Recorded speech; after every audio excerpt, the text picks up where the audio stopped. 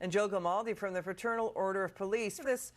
This shocking new trend. I mean, we know that the governor of Florida, DeSantis, is giving them $5,000 signing bonuses, $25,000 to help them relocate. I mean, isn't this the wake-up call to New York, to California, to Illinois, to cut it out with defund the police and their morale?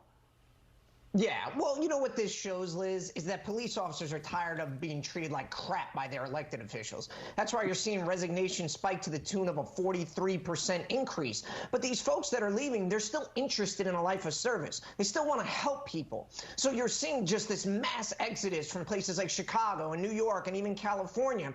And these officers are looking for a place, for a community that actually supports them. And you know what? There hasn't really been somebody who's been much more supportive than Governor DeSantis, who proudly and boisterously supports law enforcement, but then he took it a step further and he put his money where his mouth was, and he offered a $5,000 incentive for folks to move. So, this is an example, people. If you want to retain and recruit police officers, treat them with respect, show them that they matter, and show them that what they do for their community matters. But, Congressman, to what Joe just said, we've got this story breaking out of Missouri, Congressman. The Missouri Attorney General wants to bring out of office Democrat St. Louis Circuit Attorney Kim Gardner. Joe is applauding this.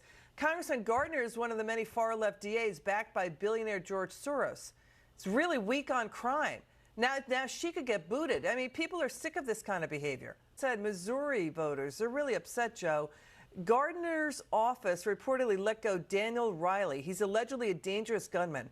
He was arrested for stealing a weapon. He's let go. He then causes a car crash where high school volleyball athlete Janai Edmondson was run over, and she lost both of her legs, Joe. Yeah, Liz, it's absolutely horrific what happened in this case. And he violated his bond conditions over 50 times, Liz, and that state's attorney's office did nothing. And you know what the best part about this is there are calls coming from both sides of the aisle for her to resign and for her to leave that post. And finally, we can all unite and agree that the revolving door criminal justice system, this failed social experiment has been a disaster. More than a third of the trial lawyers quit when she took over in 2017. And this is a Democrat-dominated office. I mean, like 4 years ago, she said her attorneys are not going to accept cases from about 28 different St. Louis police officers. She said she decided on her own that they were racist. Your final word, Joe.